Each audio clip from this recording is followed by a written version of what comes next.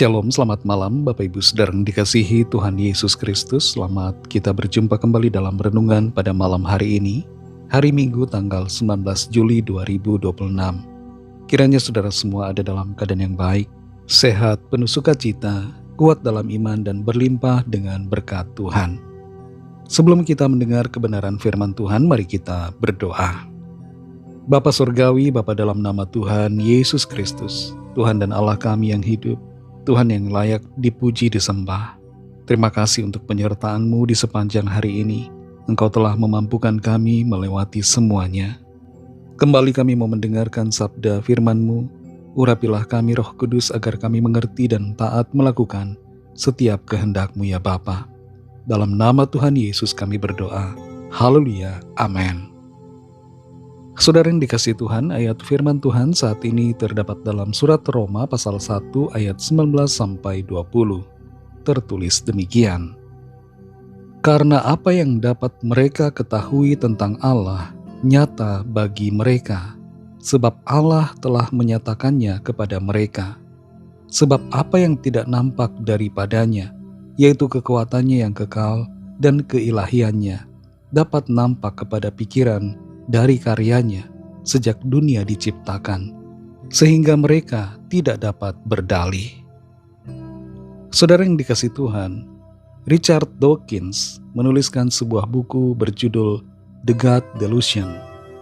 Dalam bukunya itu dia menyatakan bahwa iman dan pemikiran tentang keberadaan Allah atau Tuhan hanyalah merupakan sebuah delusi.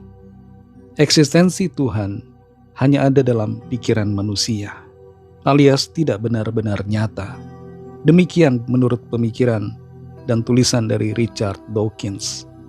Tapi apa yang dia paparkan dalam bukunya itu mengandung banyak nilai filosofis dan teologis yang salah. Ada banyak kesalahan pemikiran dalam bukunya ini, yaitu kesalahan dalam memahami konsep tentang Tuhan. Richard Dawkins juga menilai bahwa ilmu pengetahuan dan iman itu sangat bertolak belakang. Padahal pada kenyataannya tidak demikian. Tuhan adalah sumber ilmu pengetahuan dan Tuhan bekerja melampaui batas logika kita manusia. Buku The God Delusion sangat disupport oleh orang-orang yang tidak percaya Tuhan. Tapi sebenarnya buku ini gagal dalam serangan-serangannya terhadap iman kepada Tuhan. Dalam Roma 1 ayat 19-20 ini kita perhatikan, karena apa yang dapat mereka ketahui tentang Allah nyata bagi mereka, sebab Allah telah menyatakannya kepada mereka. Sebab apa yang tidak nampak daripadanya, yaitu kekuatannya yang kekal dan keilahiannya, dapat nampak kepada pikiran dari karyanya sejak dunia diciptakan, sehingga mereka tidak dapat berdalih. Keyakinan kita kepada Tuhan bukanlah sebuah delusi, bukan sebuah ketidakbenaran, tapi sebuah fakta. Keberadaan, eksistensi Tuhan adalah sebuah kenyataan yang tidak terbantahkan. Sekalipun Tuhan tidak nampak oleh mata jasmani kita, tapi Dia ada. Melalui ayat ini, saudara, kita mengerti bahwa keberadaan Allah bukanlah sesuatu yang tersembunyi.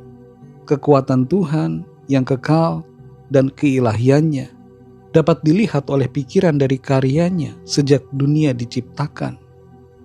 Ketika kita menatap langit di malam hari yang penuh dengan bintang-bintang, atau kita merenungkan betapa rumitnya sistem tubuh kita manusia, betapa luar biasanya detail DNA dalam tubuh kita, maka kita akan menyadari bahwa semua yang ada di dunia ini bukan suatu kebetulan, tapi pasti ada penyebab, dan itu adalah Tuhan. Sebuah lukisan yang indah membuktikan eksistensi seorang pelukis. Alam semesta yang begitu teratur merupakan bukti akan adanya Allah, Tuhan Sang Pencipta. Tuhan bukanlah sebuah delusi, bukan sebuah kebohongan, tapi sebuah fakta dan kebenaran. Tuhan Pencipta itu tidak terus tinggal di dalam sorga yang jauh dari manusia, tapi dia mau jadi manusia sama dengan kita untuk menunjukkan eksistensinya dan kasih-Nya kepada kita. Dialah Tuhan Yesus Kristus yang telah datang, mati disalibkan untuk menebus segala dosa kita. Tapi dia tidak tinggal dalam kematian.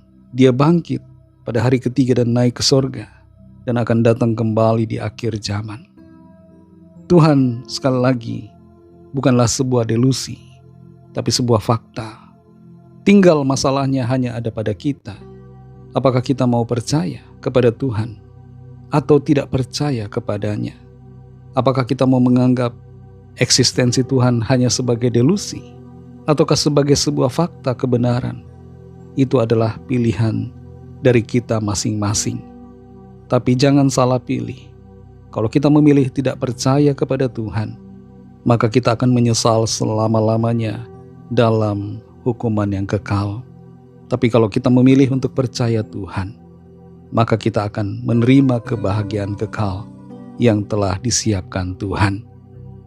Mari kita berdoa.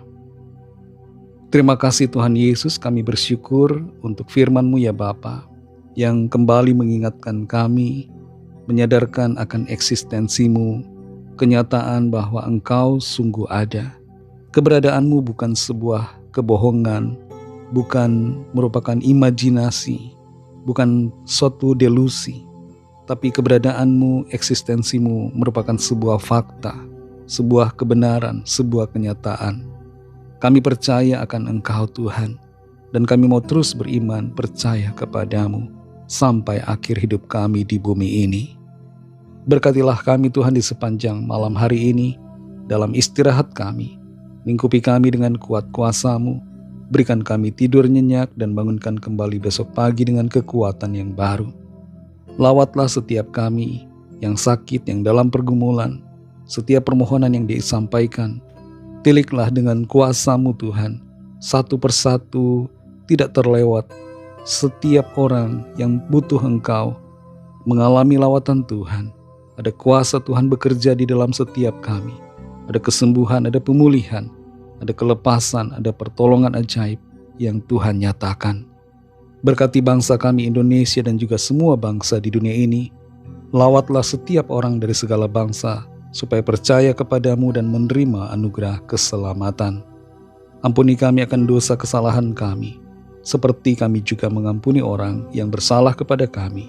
Dan pimpinlah kami jadi sempurna seturut dengan kehendak-Mu. Dalam nama Tuhan Yesus Kristus kami sudah berdoa dan mengucap syukur. Haleluya. Terimalah berkat Tuhan. Tuhan memberkati engkau dan melindungi engkau. Tuhan menyinari engkau dengan wajah-Nya dan memberikan kasih karunia. Tuhan menghadapkan wajah-Nya kepadamu dan memberikan damai sejahtera. Berkat dan anugerah Allah Bapa, kasih karunia dari Tuhan Yesus Kristus, dalam persekutuan dengan Roh Kudus, menyertai saudara semua, sekarang ini dan sampai Maranatha, Tuhan Yesus datang kembali, dan bahkan sampai selama-lamanya. Dalam berkat nama Tuhan Yesus Kristus, haleluya, amin. Puji Tuhan, saudara yang dikasihi Tuhan, Tuhan Yesus memberkati saudara semua. Selamat malam, selamat beristirahat, dan sampai jumpa dalam renungan yang berikutnya. Haleluya.